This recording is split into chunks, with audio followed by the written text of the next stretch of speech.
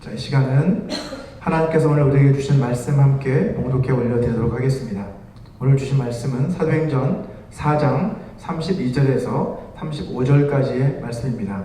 저와 함께 한 절씩 교독하도록 하겠습니다. 제가 먼저 읽겠습니다. 믿는 무리가 한 마음과 한 뜻이 되어 모든 물건을 서로 통용하고 자기 재물을 조금이라도 자기 것이라 하는 이가 하나도 없더라. 사도들이 큰 권능으로 주 예수의 부활을 증언하니 우리가 큰 은혜를 받아 그 중에 가난한 사람이 없으니 이는 밭과 집 있는 자는 팔아 그 판 것의 값을 가져다가 사도들의 발 앞에 두매 그들이 각 사람의 필요를 따라 나누어 주니라.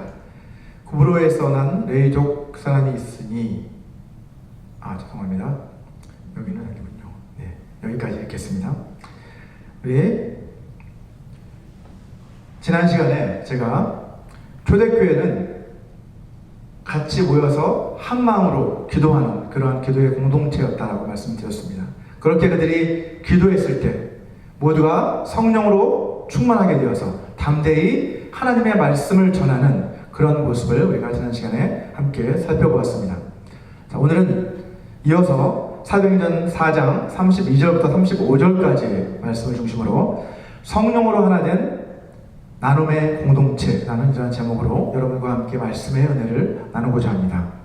오늘 본문 말씀은 사도행전 2장 42절에서 47절까지의 말씀과 아주 그 내용이 흡사합니다. 자, 그 중에서도 특히 사도행전 2장 44절과 45절을 보시게 되면 마치 오늘 본문의 내용을 요약이라도 하고 있는 것처럼 그렇게 보일 정도입니다. 우리 같이 한번 말씀을 읽어보도록 하겠습니다. 2장에 나와 있는 말씀입니다. 시작. 믿는 사람이 다 함께 있어 모든 물건을 서로 통용하고 또 재산과 소유를 팔아 각 사람의 필요를 따라 나눠주며 라고 기록하고 있습니다. 오늘 본문의 내용과 굉장히 흡사합니다. 사도행전의 기록자인 누가가 이처럼 똑같은 내용을 반복해서 기록한 이유는 무엇일까요? 물론 이것은 단순히 반복을 통해서 강조하고자 하는 그러한 의도로 볼 수도 있습니다. 하지만 저는 여기에 사도행전의 원저자이신 성령님의 깊은 의도가 담겨 있다고 생각합니다. 자, 우리는 성경을 단순히 인간 저자의 창작물로 여겨서는 안 되죠. 성경은 성령의 감동하심을 받은 그러한 사람들이 하나님의 섭리에 따라 그를 기록하는 것입니다. 따라서 이 성경에는 인간의 뜻이 아니라 그 인간 저자의 뜻이 아니라 사실은 하나님의 뜻이 담겨 있는 것이죠. 자, 그렇다면 사도행전 2장 마지막과 4장 마지막에 똑같이 물건을 서로 통용했던 그 초대교회의 이야기가 기록되게 하신 것은 하나님의 어떤 의도가 담겨 있을까요? 자, 우리가 성경 해석학에서 성경의 구조를 연구할 때 자주 사용되는 그런 구조가 있는데요. 그것은 바로 샌드위치 구조라는 구조입니다. 자, 성경의 샌드위치 구조 한번 들어보셨을 텐데 이 샌드위치 구조라는 것은 샌드위치를 만들 때 빵과 빵 사이에 내용물, 속을 넣어서 그렇게 샌드위치를 만드는 것처럼 두 개의 비슷한 연관된 이야기가 있고 그 사이에 또 다른 이야기가 끼어 들어가 있는 그러한 구조를 가리켜서 샌드위치 구조라고 이렇게 부릅니다. 우리 한번 화면을 좀 보여주시기 바랍니다. 사도행전 2장 마지막 부분부터 이 4장 마지막까지 말씀이 바로 이런 샌드위치 구조로 그렇게 되어 있는 것을 볼 수 있습니다. 자, 화면에서 아래쪽부터 보시면 아래쪽에 A라고 표시된 그 부분을 보면 사도행전 2장 43절에서 47절까지 그 말씀은 초대교회 공동체가 서로 물건을 통용했다라고 하는 이야기를 기록하고 있는데 이것이 바로 샌드위치의 아래쪽 방에 해당하겠죠. 자, 그리고 그 위로 맨 위로 올라가 보면 A-로 표시된 사도행전, 오늘 본문인 사도행전 4장 32절에서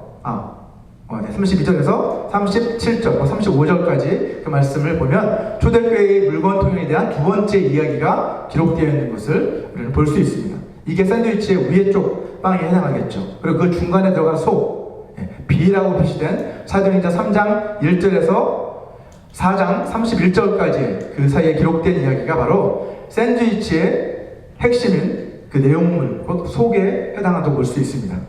자, 샌드위치의 빵처럼 여러분 두 이야기, 위에 아래에 놓여져 있는 그 두 이야기는 가운데 들어간 그 이야기의 맥락, 곧 컨텍스트를 제공해주는 그런 역할들을 합니다. 이 두 개의 빵과 같은 그 이야기들이 이 중간에 들어간 이야기의 컨텍스트, 맥락을 제공한다는 거죠. 그리고 그 중간에 들어간 그 이야기는 앞뒤에 위아래 놓인 그 이야기들의 의미를 보다 풍성하게 만들어주는 그러한 효과를 가지고 있다는 거죠. 그래서 서로 구별되는 것이 아니라 서로를 강화해주는 그러한 역할을 하는 것이 바로 이 샌드위치 구조의 특징이라는 것입니다.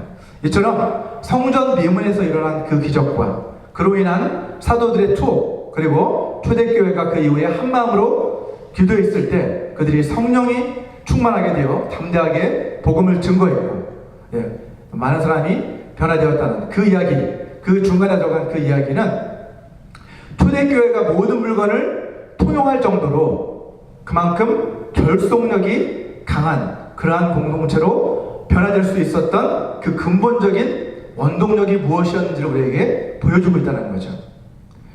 그렇게 모든 것을 통용할 만큼의 그런 공동체가 될 수 있었던 원인은 어디에 있느냐를 가운데 있는 그 속에 들어가 있는 중간의 이야기가 우리에게 이야기해주고 있다는 거예요. 자, 또한 이 세 개의 이야기들은 하나됨이라고 하는 그 주제로 서로 긴밀하게 연결되어 있는 것을 우리는 확인할 수 있습니다. 다음 슬라이드를 넘겨주시면 사도행전 2장에 기록되어 있는 것을 보면 오순절 성령 강림 사건을 겪고 난 뒤에 이제 그렇게 해서 초대교회가 탄생하죠. 그리고 그들은 모든 믿는 자가 함께 있어 모든 물건을 서로 통용하는 그러한 공동체였습니다. 그리고 그들은 재산과 소유를 팔아 각 사람의 필요를 따라 나눠주는 그러한 나눔의 공동체였습니다. 또한 그들은 날마다 마음을 같이하여 성전에 모이기를 힘쓰는 그러한 공동체였고, 또 하나님을 찬미하며 온 백성에게 칭송을 받는 그러한 공동체였다라고 사도행전 2장 마지막 부분에 말씀하고 있죠. 한마디로 초대교회는 한 마음이 되어서 모든 것을 함께 나누는 그러한 하나된 공동체였다라고 말씀하고 있는 것입니다. 자, 다음 슬라이드를 넘겨주시면 사도행전 3장을 가보면 베드로와 요한이 성전 미문에 앉아 구걸하던 그 안진뱅이를 일으키는 그러한 기적 사건을 일으키고, 또 그로 인해 수많은 사람들이 몰려들어 그들에게 베드로가 복음을 전하다가 체포가 되죠. 그리고 감옥에 갇히게 됩니다.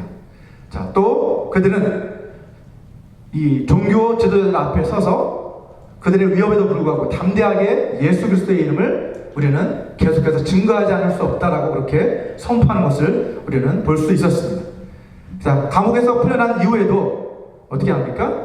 초대교회 성도들과 함께 모여 그들이 한 마음으로 기도함으로써 모두가 성령 충만을 받아 담대히 하나님의 말씀을 증거했다라고 성경은 기록하고 있는 것을 볼 수 있죠. 이 두 번째 사건에서도 그들이 모두가 한 마음이었다는 것을 강조하고 있는 것을 볼 수 있습니다. 다음으로 넘겨주시면 오늘 본문인 사도행전 4장 32절에서 37절, 35절까지의 말씀에서도 초대교회의 하나됨에 대해서 계속해서 이야기하고 있는 것을 우리는 확인할 수 있습니다. 초대교회는 곧 믿는 무리, 그 믿는 무리가 한 마음과 한 뜻이 되었다라고 말씀하고 있습니다. 그리고 자신의 재물을 자신의 것이라고 주장하지 않고 가난한 자들을 돕기 위해서 모든 것을 서로 통용하는 그러한 공동체가 바로 초대교회의 공동체였다라고 성경은 증거하고 있습니다. 자, 이처럼 초대교회는 마음과 뜻이 하나가 되었을 뿐만 아니라 실제의 삶에 있어서도 또 신앙생활에 있어서도 그들은 하나됨을 실천하는 그러한 공동체였다는 것을 우리는 이 사도행전의 말씀을 통해서 확인할 수 있습니다. 이처럼 모든 것을 서로 통용하는 그 초대교회 공동체의 모습은 겉으로만 봤을 때, 외형적으로만 봤을 때는 뭐와 흡사해 보입니까? 공산주의에서 말하고 있는 그러한 공동체와 흡사해 보입니다. 자, 공산주의는 공동체 소유를 주장하고 또 균등한 분배 그런 것들을 주장하잖아요. 그것과 아주 흡사해 보인다는 거죠. 그러나 초대교회 공동체와 공산주의는 근본적인 차이점들을 가지고 있습니다. 이 둘 사이에 어떤 차이점들이 있는지를 제가 한번 정리를 해보았습니다. 동기, 또 수단, 목적, 이 세 가지 측면에서 서로 분명한 차이점이 있는 것을 볼 수 있습니다. 먼저 동기의 측면에서 보면 초대교회 공동체는 하나님을 믿는 신앙, 그 신앙에 동기를 두고 있죠. 반면에 공산주의는 어떻습니까? 무신론적 유물사관의 그 동기가 있다는 것을 알 수 있습니다. 다음으로 수단을 한번 살펴보면, 자, 초대교회 공동체는 자발적으로, 자원함으로 그렇게 물건을 서로 통용한 반면에 공산주의는 어떻습니까? 정부가 강제적으로 주도하는 그러한 시스템이라는 측면에서 서로 분명한 차이가 있습니다.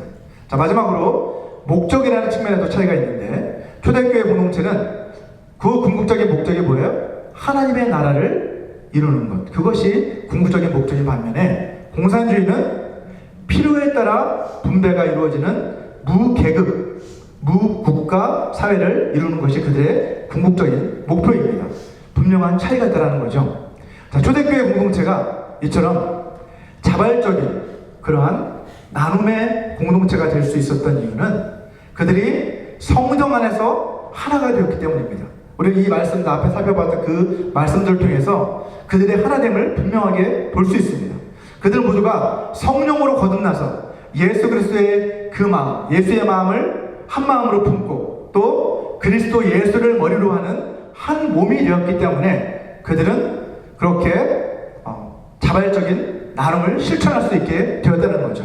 자, 초대교회가 모든 물건을 서로 통용한 이 사건을 공통적으로 기록하고 있는 이 사도행전 2장의 마지막 부분과 4장의 마지막 부분, 그 사이에 성령께서 인간 저자인 누가를 감동해서 수많은 기적 사건들 가운데, 사도들이 행했던 많은 기적 사건들 가운데서 이 성전 미문에 앉아 구걸하고 있던 한 안진뱅이를 일으킨 그 기적 사건을 기록하게 하실 때는 분명한 하나님의 의도가 있다는 것입니다. 자, 그 의도는 바로 가난한 자들에게 진정으로 필요한 것은 뭐다? 은과 금이 아니고 예수 이름으로 말미암는 구원이다 라는 것을 우리에게 말씀해 주고 있다는 거예요.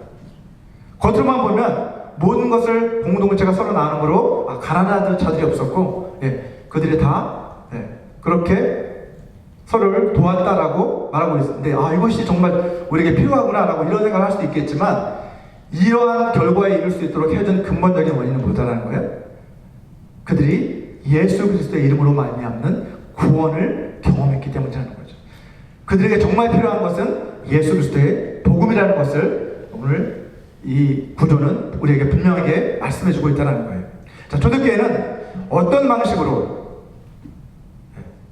가난한 자들을 도왔습니까? 우리가 사도행전을 쭉 읽어나가 보면 초대교회는 모든 것을 서로 통용하는 나눔의 공동체였는데, 특히 과부들처럼 자신들의 힘으로 살아갈 수 없는 그러한 지체들, 공동체의 도움을 받아야만 살아갈 수 있는 그러한 지체들을 위한 구제 사역에 힘썼다는 것을 우리는 사도행전 말씀을 통해서 확인할 수 있습니다. 또한 초대교회는 어떤 방식으로 그들의 실제적인 필요를 채웠어요? 그 과부들을 오늘 본문 32절에서 보면 그들은 모든 물건을 서로 통용, 곧 공유했다라고 말씀하고 있습니다. 가난한 자들의 필요를 채우기 위해서 자신들의 가졌던 것들을 기꺼이 나눌 수 있는 그러한 공동체였다는 것을 말씀하고 있는 거죠. 자, 어떻게 자기 재물을 조금이라도 자기 것이라고 하는 사람이 단 한 사람도 없을 수 있었을까요? 성경은 이 질문에 대한 그 답을 다음과 같이 우리에게 주고 있습니다. 사도행전 4장 33절 말씀을 같이 한번 읽어보도록 하겠습니다. 시작. 사도들이 큰 권능으로 주 예수의 부활을 증언하니 무리가 큰 은혜를 받았다라고 말씀하고 있습니다. 그들이 예수님의 부활을 선포한 그것을 보면서 부활에 대한 소망이 생겼겠죠. 그리고 또 그러한 말씀의 은혜를 받아 그들은 그러한 나눔을 실천할 수 있게 되었다라고 분명하게 성경은 우리에게 말씀해주고 있습니다. 은혜를 받았을 때, 큰 은혜가 임했을 때 어떠한 일이 일어난다는 거예요? 우리의 마음이 열리게 되고 우리가 다른 사람을 돌아볼 수 있는 그러한 긍휼한 마음을 품을 수 있게 되고 또 그렇게 될 때 우리가 내 것, 나의 것 이자는 그 소유에 대한 집착을 내려놓을 수 있게 된다는 것입니다. 여러분 아이들 가운데도 아이를 길러보신 분은 아시겠지만 소유에 대한 집착이 강한 그런 아이들이 있는 반면에 그렇지 않은 아이도 있습니다. 자, 소유에 대한 집착이 강한 아이는 어때요? 자기 혼자서 모든 장난감을 다 막 독차지하려고 해요. 아무리 한 형제 자매 사이라고 하더라도 자기 것 소유에 대한 집착이 강한 아이들은 어때요? 서로 내 것이라고 막 이렇게 우기다가 서로 싸우는 그런 일들이 자주 일어나고 하는 것을 볼 수 있습니다. 그런데 재밌게도 이러한 싸움은 아이들에게서만 일어나는 게 아니라는 거죠. 교회 안에서도 이러한 일이 일어난다는 게 참으로 안타까운 일입니다. 교회들 가운데서 소유에 대한 집착이 강한 교회들이 많을수록 어떻게 됩니까? 그 교회는 분쟁이 자주 일어날 수밖에 없습니다. 여러분 또한 직장 생활을 하다 보면 보통 사장님들이 어떤 말을 해요? 좀 주인의식을 가지고 좀 일해달라 이런 이야기들을 자주 하십니다. 그런 말들을 자주 들었습니다. 자, 그것은 수동적인 자세를 가지고 일하지 말고 내가 주인이라는 그런 의식으로 적극적으로 좀 일해달라라고 하는 그런 의미겠죠. 자, 이것을 우리 교회에 적용한다면 어떻게 되겠습니까? 이 교회의 주인은 나다라는 그런 의식을 가지고 교회 일을 하라는 그런 의미가 될 수 있을 겁니다. 얼핏 듣기에는 괜찮은 소리 같죠. 그죠? 하지만 이 말은 잘못돼도 한참 잘못된 일이라는 것입니다. 사실 우리 그리스도인들이 가져야 할 의식은 주인의식이 아닙니다. 내가 주인의식. 그러다 보면 아까 말씀드렸다시피 이 교회도 내 거야. 그리고 이 직책도 내 거야. 직분도 내 거야. 막 이러면서 서로 분쟁이 일어날 수밖에 없습니다. 우리 그리스도인들이 가져야 할 의식은 주인의식이 아니라 총직이 의식이라고 성경은 우리에게 분명하게 말씀하고 있습니다. 총직이는 헬라어로 뭐라고 해요? 오이코노모스라고 하는 단어로 이렇게 표현을 하는데, 자, 오이코노모스는 뭐예요? 말 그대로 오이코스라고 하는 집이라는 뜻인데, 오이코노모스는 집을 관리하는 사람이잖아요. 그죠? 주인을 대신해서 집안일을 돌보는 사람이 바로 총직이잖아요. 그죠? 집안을 돌보는. 자, 우리는 주인이 아니라 하나님의 집을 돌보는 총직이라는 것을 우리는 기억해야 한다는 거죠. 성경은 모든 것의 주인은 하나님이시고, 그리고 우리는 그 하나님의 집을 돌보는 총직이라고 분명하게 말씀하고 있습니다. 시편 24편 1절을 보면 이렇게 말씀하고 있습니다. 땅과 거기에 충만한 것과 세계와 그 가운데에 사는 자들은 다 여호와의 것이로다 라고 말씀합니다. 또한 사도행전 20장 28절은 교회는 하나님께서 피로 사신 하나님의 소유다라고 분명하게 말씀하고 있습니다. 사도행전 20장 28절 여러분은 자기를 위하여 또는 온 양떼를 위하여 삼가라. 성령이 그들 가운데 여러분을 감독자로 삼고 하나님이 자기 피로 사신 교회를 보살피게 하셨느니라. 여기서 분명하게 목회자가 그 교회의 주인이 아니고 장로들이 교회의 주인이 아니고 뭐라고 말씀하고 있어요? 그들은 감독자다. 양떼의 주인이신 하나님이 그들을 감독자로 삼으셔서 그들을 돌보게 보살피게 하신 것이다라고 분명하게 말씀하고 있습니다. 자, 우리에게 있는 모든 것은 사실은 본래 우리 것이 아니라 하나님께서 우리에게 맡겨놓으신 것이라는 의미죠. 따라서 하나님이 그것을 쓰시고자 하실 때 우리는 언제든지 그것들을 내어드릴 그런 준비를 하고 있어야만 합니다. 여러분, 소유에 대한 그 집착을 우리가 내려놓지 않고는 결코 주님의 제자가 될 수 없습니다. 주님을 따르려면 소유에 대한 집착을 먼저 내려놓아야만 한다는 것이죠. 예수님께서는 영생을 얻고 싶어서 자신을 찾아왔던 한 부자 청년에게 이렇게 말씀하십니다. 우리 마가복음 10장 21절 말씀을 같이 한번 읽어보겠습니다. 시작. 예수께서 그를 보시고 사랑하사 이르시되 내게 아직도 한 가지 부족한 것이 있으니 가서 내게 있는 것을 다 팔아 가난한 자들에게 주라. 그리하면 하늘에서 보화가 내게 있으리라. 그리고 와서 나를 따르라 하시니. 자, 이 말씀을 듣고 나서 그 청년은 어떻게 합니까? 주님께서 하신 이 말씀을 듣고 그 청년은 다음 절을 넘겨주시죠. 10장 22절을 보면 그는 재물이 많은 고로 많았기 때문에 슬픈 기색을 띠고 근심하며 돌아갔다라고 성경은 기록하고 있습니다. 결국 자신의 소유에 대한 그 집착을 버리지 못했기 때문에 그는 영생에 대한 갈망이 있었는데도 불구하고 그 영생을 얻지 못하고 만 것이죠. 포기하지 못합니다. 또한 주님께서는 우리가 하나님과 재물을 겸하여 주인으로 섬길 수 없다고 분명하게 말씀하셨습니다. 마태복음 6장 24절도 같이 한번 읽어보도록 하겠습니다. 시작. 한 사람이 두 주인을 섬기지 못할 것이니 혹 이를 미워하고 저를 사랑하거나 혹 이를 중히 여기고 저를 경히 여김이라. 너희가 하나님과 재물을 겸하여 섬기지 못하느니라. 하나님보다 돈을 더 사랑하는 것은 우상을 섬기는 것과 다름이 없다는 겁니다. 우리 디모데전서 6장 10절을 보면 돈을 사랑함이 일만하게 뿌리다라고 분명하게 바울은 이야기하죠. 하나님께서는 돈을 사랑하는 것, 그것이 모든 악의 근본적인 원인이다라고 분명하게 우리에게 가르쳐 주십니다. 예수님의 제자였던 가룟 유다의 경우도 예수님보다 돈을 더 사랑했기 때문에 그는 결국 예수님을 배반하고 마는 것이죠. 이처럼 돈에 대한 그 집착은 우리 신앙생활에 있어서 가장 큰 걸림돌입니다. 자, 감리교의 창시자인 요한 웨슬리 여러분 아시죠? 자, 그 요한 웨슬리가 이런 유명한 말을 남겼습니다. 화면에 보시면 그 사람의 지갑이 회심하기까지는 아직 진정으로 회심한 것이 아니다 라는 이러한 유명한 말을 남겼습니다. 지갑이 회심을 해요. 먼저 이곳을 통해서 사실은 그런 의미죠. 그래야 그 사람이 정말 회개했는지를 알 수 있다는 의미겠죠.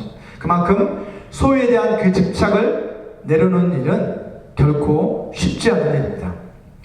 초대교회 교회들이 이 소유에 대한 그 집착을 내려놓았을 때 어떤 일이 일어났습니까? 오늘 본문 34절과 35절을 다시 한번 읽어보도록 하겠습니다. 시작. 그 중에 가난한 사람이 없으니 이는 밭과 집 있는 자는 팔아 그 판 것의 값을 가져다가 사도들의 발 앞에 두매 그들이 각 사람의 필요를 따라 나누어 줍니다 라고 말씀하고 있습니다. 자, 그들이 큰 은혜를 받았을 때 그들은 소유에 대한 그 집착을 내려놓을 수 있게 되었고, 그러자 그들은 기꺼이 자신의 소유를 공유할 수 있는 그러한 결단을 할 수 있게 된 것이죠. 그렇게 해서 그 소유를 팔아 공동체 내에 도움이 필요한 지체들을 위해서 기꺼이 나눌 수 있는 그러한 공동체로 그들은 변화될 수 있었던 것입니다. 물론 이 말씀을 오늘날 우리의 삶에 그대로 적용할 수는 없겠죠. 이 당시는 특별한 상황이잖아요, 그죠? 그러한 필요가 있었던 상황이고, 여기서 말하는 것이 자신의 소유를 다 팔아 완전히 공산주의처럼 그렇게 했다는 의미가 아닙니다. 그들은 분명 자기 소유를 가지고 있었어요. 하지만 그들이 팔 수 있는 그런 소유들을 팔아 나누었던 것이죠. 자, 본문 34절과 35절에는 총 5개의 헬라어 동사가 사용이 되고 있는데 이 모든 동사들이 다 미완료 시제로 되어 있어요.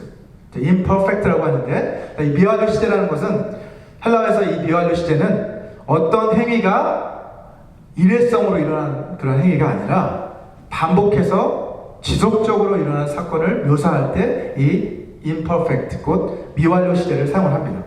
자, 그래서 이 34절과 35절의 말씀은 사실은 미완료 시제가 되어 있는데 그것은 어떤 의미라는 거예요? 결국 일회성으로 그렇게 했다는 것이 아니라는 거예요. 지속적으로 그들은 필요가 생길 때마다 그렇게 공동체적으로 서로 나눔을 통해 그들의 어려움들을 해결했다는 것이죠. 이것이 바로 포인트입니다. 우리 구약성경 신명기 15장 5절을 보면 이렇게 말씀합니다. 내 하나님 여호와께서 내게 기업으로 주신 땅에서 내가 반드시 복을 받으리니 너희 중에 가난한 자가 없으리라 라고 그렇게 말씀하셨는데, 사실 초대교회 공동체의 이 모습을 통해서 이 말씀이 성취되었다고 볼 수 있겠죠. 이것이 사실 하나님이 원하시는 교회 공동체의 궁극적인 모습이라고 할 수 있습니다. 자, 초대교회는 하루에도 수천 명씩 교인 수가 막 이렇게 늘어날 정도로 아주 폭발적인 성장을 경험을 했습니다. 자, 자, 새로운 교인들 가운데는 아마도 부자들도 있을 거고 가난한 사람들도 있었겠죠. 그런데 이처럼 많은 사람들 가운데서 자기의 것을 자기의 것이다 라고 하는 그런 주장을 하는 사람이 단 한 사람도 없었어요. 그리고 교인들 모두가 다 어떻게 자발적으로 자기의 모든 소유를 다 기꺼이 나누어줄, 나눌 수 있는 그러한 사람들이었다는 거죠. 그래서 그 결과 그들 가운데 가난한 사람이 한 사람도 없었다라고 성경은 기록하고 있습니다. 참으로 놀라운 일이 아닐 수 없습니다. 저는 이것이야말로 사실은 초대교회가 경험한 가장 큰 기적이라고 생각합니다. 저희 가정은 이러한 놀라운 기적을 직접 경험을 했던 가정입니다. 제 아들 정영이는 선천성 심장병을 가지고 태어났습니다. 정영이는 심장에서 폐로 가는 그 폐동맥이 막힌 채 태어났기 때문에 태어난 지 9일 만에 응급수술을 받아야 했습니다. 당시 저희 가정의 가장 큰 기도 제목은 성공적인 수술과 수술비 마련이었습니다.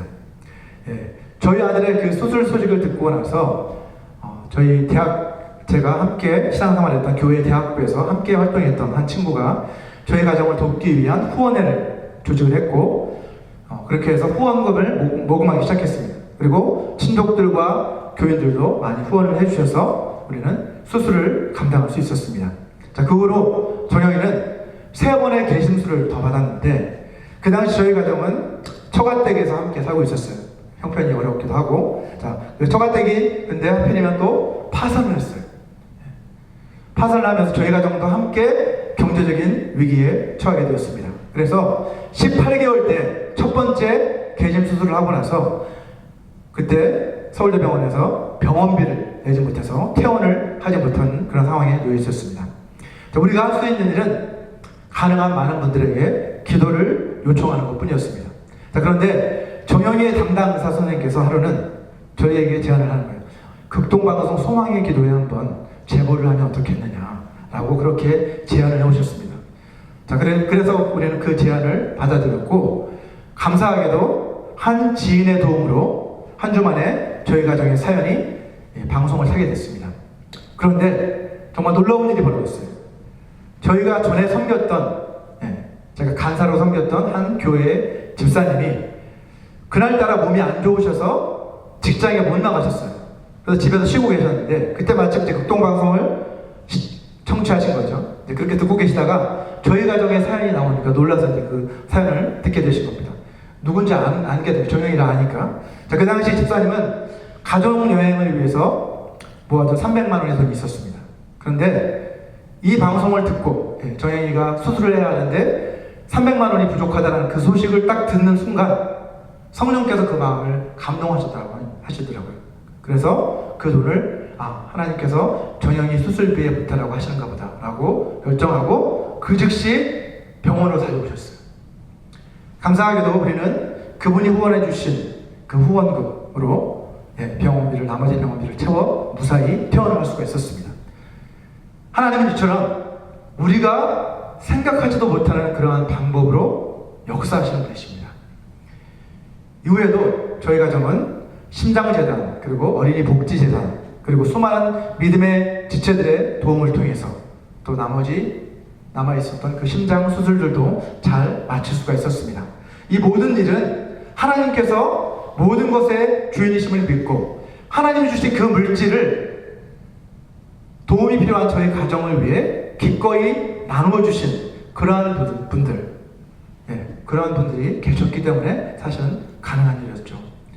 이처럼 저희 가정은 사실은 큰 사랑의 빚을 진 가정입니다. 오늘 본문 35절을 보시면 밭과 집을 판 그 사람들은 그 돈을 사도들의 발 앞에 가져다 두었고 사도들은 그 각 사람의 필요에 따라 그 공동체의 필요에 따라 그들에게 나누어 줬다라고 성경은 말씀하고 있습니다.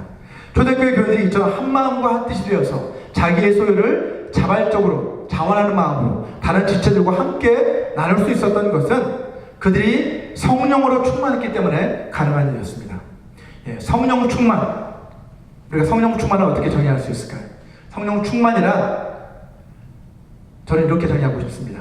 자신의 욕심을 비우고 대신 성령의 수욕으로 채워진 상태, 그것이 바로 성령 충만이다 저는 생각합니다. 나를 비우고 하나님의 뜻으로 채우는 그러한 상태가 바로 성령 충만이라는 것이죠. 믿지 않는 사람들이 우리가 서로 사랑하고 서로 섬기고 또 서로 나누면서 기꺼이 나누며 그렇게 살아가는 우리들의 그러한 모습을 그들이 발견하게 된다면 그들은 어떤 반응을 보이게 될까요, 여러분? 자신들의 가족들에게서조차 그런 사랑과 섬김과 나눔을 받아보지 못했던 그런 믿지 않는 사람들은 이 모습을 보게 된다면 아마도 부러워할 겁니다. 그렇지 않습니까? 어떻게 저럴 수 있을까? 믿는 사람은 다르구나. 나도 한번 저런 공동체의 일원이 되어보면 좋겠다라는 그러한 기대가 혹시 생기지 않을까요? 여러분, 복음을 전파하는 것이 교회에게 주신 하나님의 가장 큰 사명이지만 이 사명을 감당하기 위해서는 우리의 삶이 먼저 달라져야만 합니다. 우리가 전하는 이 복음의 메시지가 우리가 살아가는 그 삶과 일치되지 않는다고 한다면 그 메시지는 결코 다른 사람을 변화시킬 수 없다는 것이죠. 왜요? 내가 전하는 그 메시지가 나 자신의 삶조차 변화시키지 못하고 있는데 어떻게 다른 사람을 변화시킬 수 있겠습니까? 우리가 세상 속에서 어떤 모습으로 살아가느냐가 하나님 나라의 그 복음 전파에 아주 중요한 영향을 미친다는 것을 우리는 반드시 기억해야만 합니다.